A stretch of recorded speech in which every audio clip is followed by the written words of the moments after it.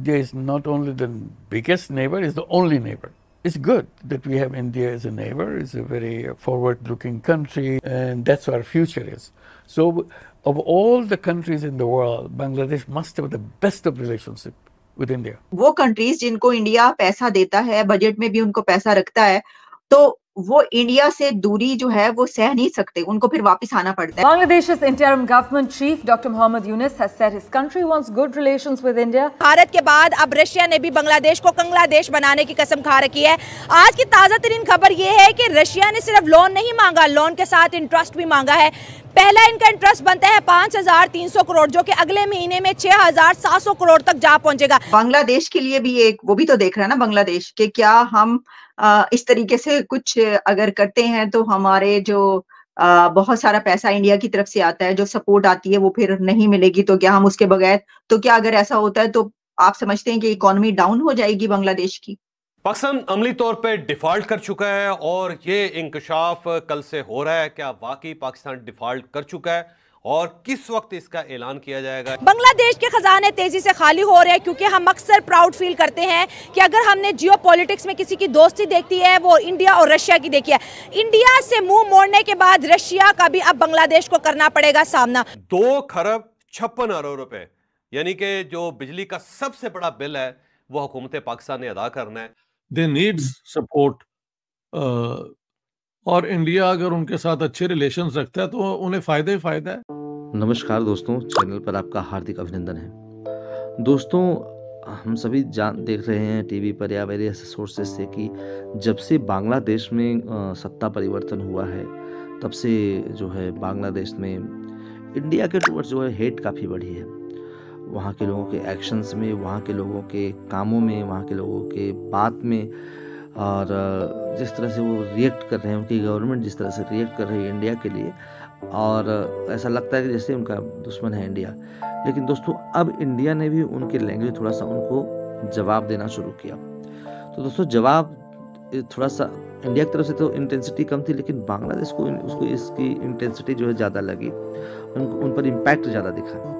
तो दोस्तों, अब उनके प्राइम मिनिस्टर जो है, अभी कह सकते हैं वर्किंग प्राइम मिनिस्टर ही कह सकते हैं आप उनको, मोहम्मद यूनुस, वो मीडिया पर आए और उन्होंने इंडिया के इम्पोर्टेंस के बारे में बात की और बताया कि हमारा एक ही पड़ोसी है, इंडिया है वो। तो ये देखते हैं पाकिस्तानी मीडिया इस पर क्या कह रहा है। दोस्तों, बांग्लादेश के लिए भी एक वो भी तो देख रहा है ना बांग्लादेश के, क्या हम इस तरीके से कुछ अगर करते हैं तो हमारे जो बहुत सारा पैसा इंडिया की तरफ से आता है, जो सपोर्ट आती है वो फिर नहीं मिलेगी, तो क्या हम उसके बगैर, तो क्या अगर ऐसा होता है तो आप समझते हैं कि इकोनॉमी डाउन हो जाएगी बांग्लादेश की? इंडिया के साथ इकोनॉमिक इंटीग्रेशन जो उनकी हो रही थी, उससे बांग्लादेश को फायदा ही फायदा था। अच्छा। वो फायदा अगर ये नहीं करेंगे तो नुकसान होगा, ये मैं कह सकता हूँ। ठीक है, क्योंकि सर पाकिस्तान तो वैसे हेल्प नहीं कर सकता ना, अगर प्रो पाकिस्तान गवर्नमेंट भी आती है तो पाकिस्तान की तो अपना बुरा हाल है, और पाकिस्तान और बांग्लादेश का बॉर्डर तो नहीं ना कहीं मिलता, कैसे मदद करेंगे? How, in what way? Bharat के बाद अब रशिया ने भी बांग्लादेश को कंगला देश बनाने की कसम खा रखी है। आज की ताजा तरीन खबर यह है कि रशिया ने सिर्फ लोन नहीं मांगा, लोन के साथ इंटरेस्ट भी मांगा है। पहला इनका इंटरेस्ट बनता है 5,300 करोड़, जो कि अगले महीने में 6,700 करोड़ तक जा पहुंचेगा। बांग्लादेश के खजाने तेजी से खाली हो रहे हैं, क्योंकि हम अक्सर प्राउड फील करते हैं कि अगर हमने जियो पॉलिटिक्स में किसी की दोस्ती देखी है वो इंडिया और रशिया की देखी है।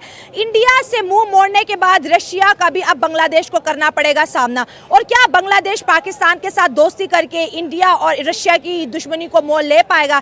क्या इंडिया बांग्लादेश को माफ करेगा जिस तरह से मालदीव को किया, या फिर बांग्लादेश दोबारा से पाकिस्तान के साथ मिल जाएगा? लेकिन इस मिलने के लिए बांग्लादेश को क्या इंडिया से हाथ धोना पड़ेगा? लेकिन अभी इंडिया भी तो हाथ हटा रहा है ना, बांग्लादेश को बनाने वाला इंडिया, बांग्लादेश को चलाने वाला इंडिया, उनको फ्री वीजे दे रहा है, उनको अच्छी फैसिलिटी दे रहा है, हर चीज, क्योंकि मोदी साहब और शेख हसीना की बड़ी दोस्ती थी। अब इंडिया कह रहे हैं कि आपने एंटी इंडिया के नारे लगाए, अब आपके ऊपर वो जो दया था वो खत्म होगी।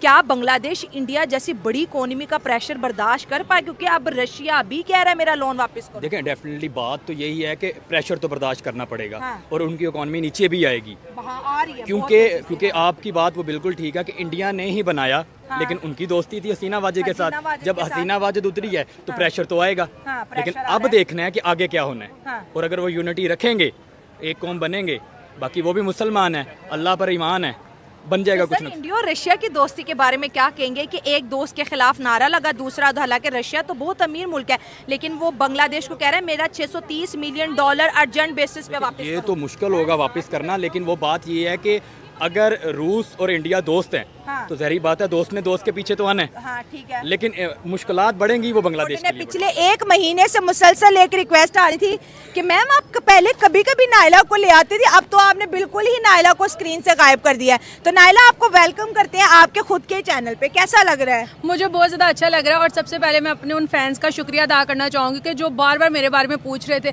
इवन के कुछ कमेंट्स मैंने पढ़े कर रहे थे लगता है नायला की शादी हो गया है और नायला ये कंट्री छोड़ के चले गई है। सो जब मैं आती थी कहा जाता था कि शायला को और कोई मिलता नहीं, नायला को उठा लाती है। मैं इसको लेके आती थी कि जो इसके फैन है मुझे कहते थे लगता है शायला को कुछ मिलता नहीं अपनी बहन के। और फिर मैंने शायला को बोला यार अब मैं नहीं आ रही तुम आम पब्लिक का ही लो, लेकिन आज टॉपिक ही कुछ ऐसा था, मैंने कहा यार आज जरा मैं आ जाऊँ थोड़ी सी बातचीत कर लूँ। आज जिस तरह से बांग्लादेशियों का बुरा हाल हो चुका है क्योंकि बांग्लादेशियों को अपनी जो तरक्की थी वो हजम नहीं हो रही थी। अच्छा खासा था यार, वो बिल्कुल तरक्की कर रहा था। हम लोग पाकिस्तान में उनके एग्जाम्पल दे रहे थे कि यार टक्का हमसे बेहतर चला गया। देखो उनके जो प्राइम मिनिस्टर हैं शेख हसीना, बेचारे को नजर ही लगा दी हमने। सुनो तो सही कि वहाँ के जो प्राइम मिनिस्टर है वो अपनी कंट्री को बहुत अच्छा लेके जा रहे हैं और इंडिया के साथ उनके रिलेशन बहुत ज़्यादा बेस्ट थे। लेकिन जिस तरह से उन्होंने इंडियंस के साथ बुरा सलूक किया और जिस तरह से उनको मारा पीटा, टोटली एंटी इंडियन हो गए। Still Mohammad Yunus anti Indian ही है जनाब। और अभी जिस तरह से रशिया ने उनसे कर्ज मांगा है कि जो आपको हमने दिया था वापस दिया जाए, मुझे इसकी मेन रीजन ये लगता है कि इंडिया और रशिया आपस में तुम्हें पता बहुत अच्छे फ्रेंड है और इसी वजह से रशिया ने बांग्लादेश से अपना जो लोन था वो वापस मांगा है। लोन के साथ साथ कहते हैं ना कर्ज भी और सूद समेत 6,700 करोड़ का जो इंटरेस्ट है रशिया ने वो भी बांग्लादेश से।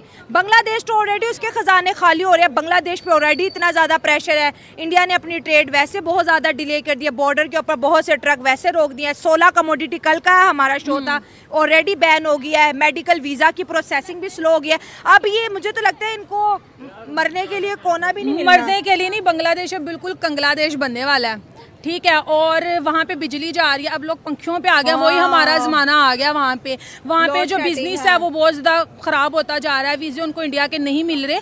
तो मुझे समझ नहीं आ रही कि जब एक कंट्री अच्छी खासी अपने लेवल पे जा रही है तो इनको क्या ज़रूरत थी पंगा लेने की। अब उन्होंने पंगा लिया, अब ये वही इंडिया जिसने हमारे साथ किया।